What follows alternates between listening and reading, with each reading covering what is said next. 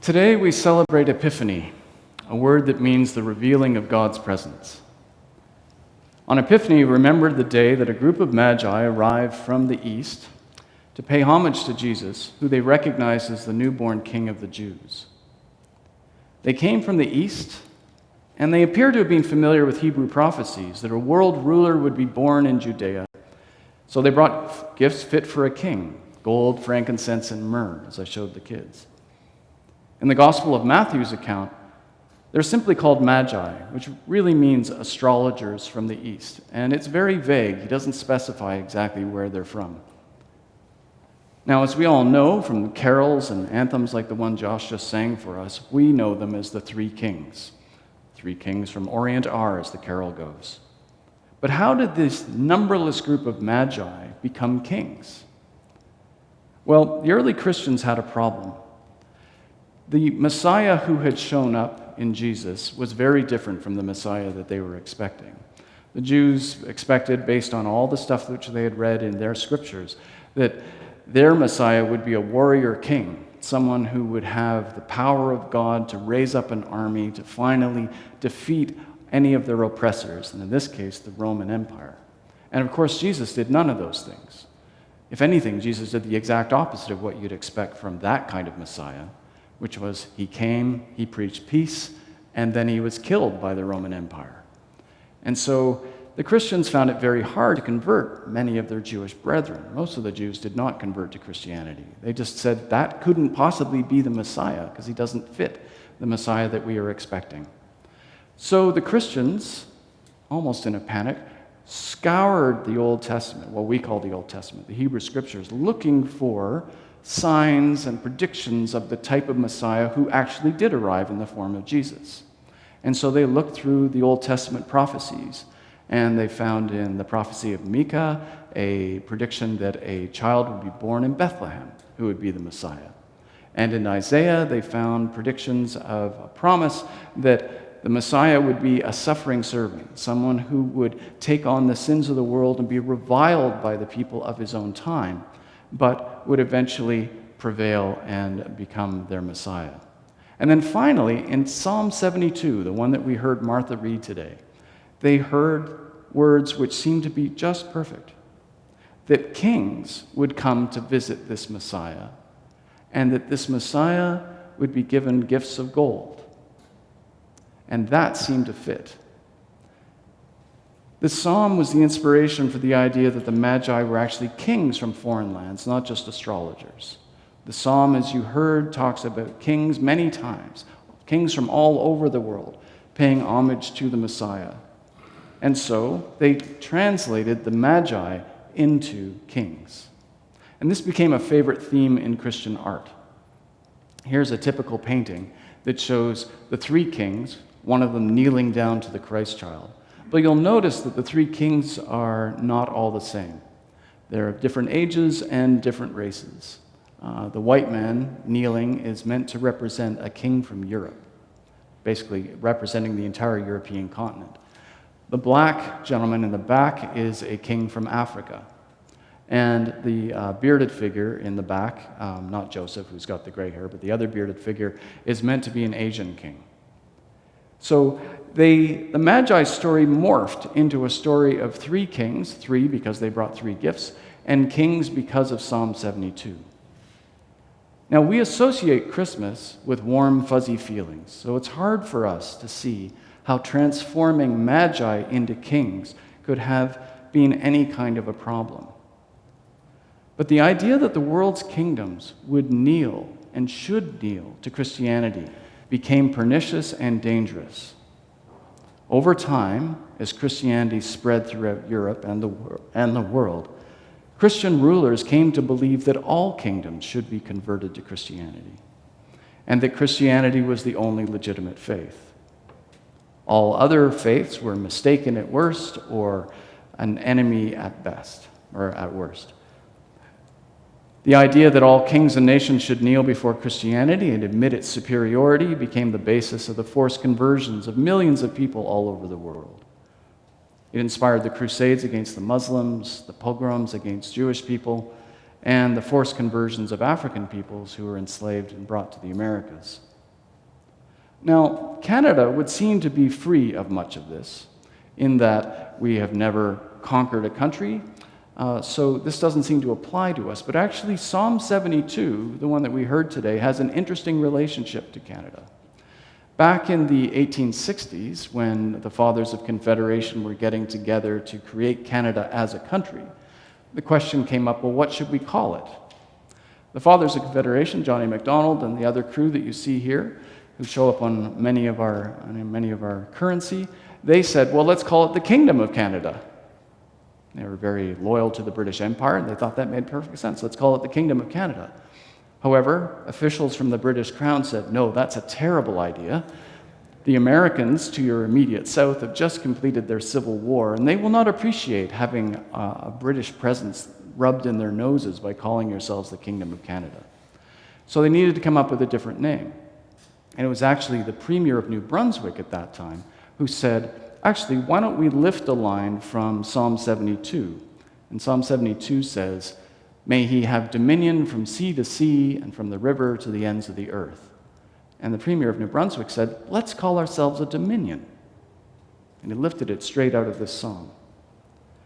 The influence of Psalm 72 doesn't end there in Canada. If you go to Ottawa and you visit the House of Commons and you walk into the Peace Tower, see the arrows pointing to this window, which is right above the door. Okay, now we can go. And you'll see the inscription says, he shall have dominion also from sea to sea. It's quoting the 72nd Psalm.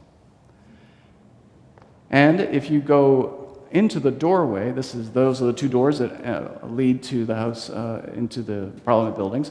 There's a Latin inscription right above your head that says, amare usque ad mare, which means from sea to sea. So you can't miss Psalm 72 as you're walking into the Parliament buildings. Now, I recognize that that may seem rather distant and obscure, and what's it got to do with me? Well, the next time you go to a foreign country and you flash your passport, take a close look. The Canadian crest also has the Latin words amare usque ad mare. Every single foreign country you've ever gone to, you have carried Psalm 72 with you, simply because it's on the Canadian crest. So it's everywhere. Now, these words, of course, we tend to think of it as from sea to sea as just being, well, Canada stretches from sea to sea, that's why. But that's not at all what they meant. The psalm says, when he shall have dominion also from sea to sea. And that he obviously refers to God and in the psalm, and the Christians interpret it as referring to Jesus Christ. So, Canada may not have forcibly converted other countries, but we have forcibly converted other nations. Our indigenous nations in Canada have been consistently forcibly converted to Christianity through the residential schools program, through the outlawing of the practice of their religion. These words from Psalm 72 were taken very, very seriously by Canadian forefathers. They said this should be a Christian nation from sea to sea, and we have to make sure that everyone within our borders becomes a Christian.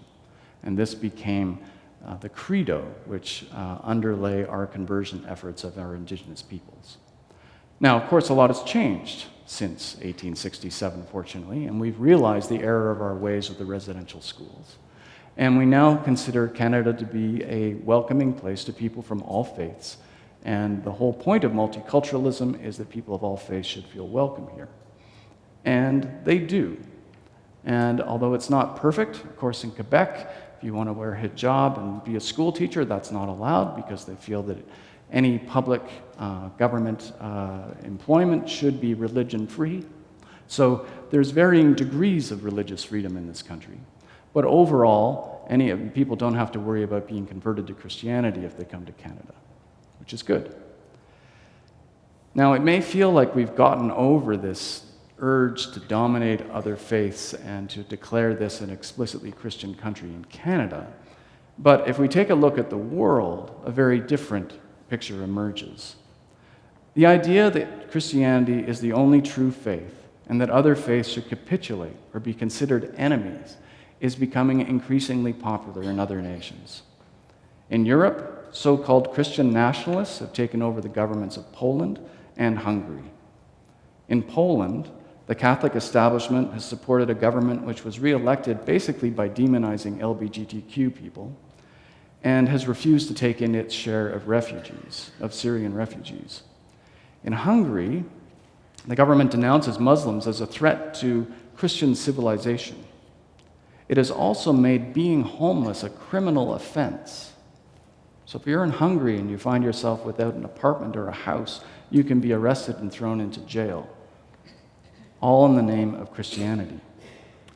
In Italy last year, the Christian minister of the Interior called for the placement of crucifixes in all public spaces, every single government office, every post office, every public space, including the ports, where they explicitly refused to let refugees on ships come into their ports. They wanted crucifixes on all the walls. In Brazil, the president who is presiding over the burning of the Amazon and attacking human rights was swept into office by Pentecostal Christians. And of course, to the south, the majority of Catholics and evangelical Christians voted for Donald Trump and seem to be poised to vote for him again in 2020. We may like to tell ourselves that in the 21st century, nation-states are secular, but the headlines tell us otherwise. These Christian nationalist governments are weaponizing Christianity. They've struck a nerve among Christians who feel that there's something emotionally empty about the promise of free trade, material wealth, and political correctness. The morality which these Christians inherited is being called into question by same-sex marriage, abortion, and identity politics. And the new morality, which is offered by progressives, many of us who number among them, is one with no emotional connection to the earth, cosmos, or God. In the drive not to offend other faiths, progressive values are often proclaimed as rules with no roots in any faith. And we've sort of staked out this kind of neutral ground that even though most of the people in Canada say that they believe in God one way or another, when we talk about our values, we strip them of those Christian and Jewish and Muslim roots, and we just present them as universal truths. But that's a problem. These values promote equality, but provide no sense of hope and no connection to an afterlife or even the beauty of nature.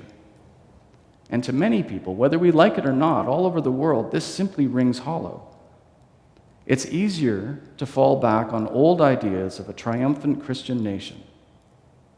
When America was great, when the right race was in charge, a time when people who didn't believe in Christianity were converted or kept out. That attitude is winning elections all over the world, and not even far from us, right? It happened in 2016, and it could happen again in 2020. And for those of you who hope that Donald Trump may be impeached, not be able to run, keep in mind that his vice president is exactly a Christian nationalist. He's a true believer. So this problem won't go away even if Trump is not able to run for election. But there's a lie buried within the idea of Christian nationalism. As we heard in Psalm 72, faith in God has never been about respecting borders. Compassion and love know no borders. In the psalm, we hear that when kings come to God's chosen one, that he will deliver the needy when he cries, the poor also, and him who has no helper. He will spare the poor and needy and will save the souls of the needy. He will redeem their life from oppression and violence. The kings who come to God's chosen one do not come after having been defeated in battle.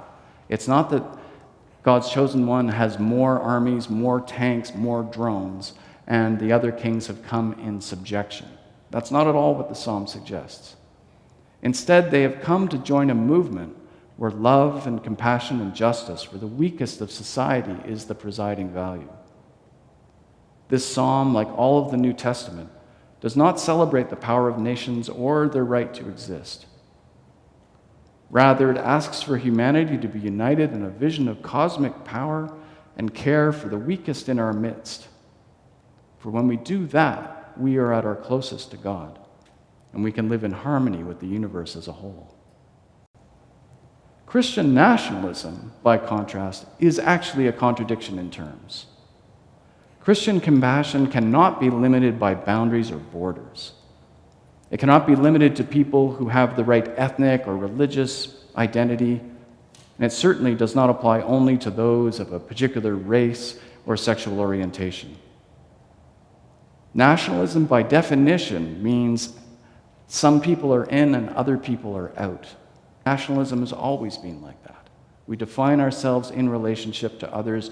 Who are we different from? And that is completely at odds with Christian values. As Paul said, in Jesus there is no Greek nor Jew. Christianity, by definition, cannot be the basis of a nationalist movement without losing its soul and its meaning.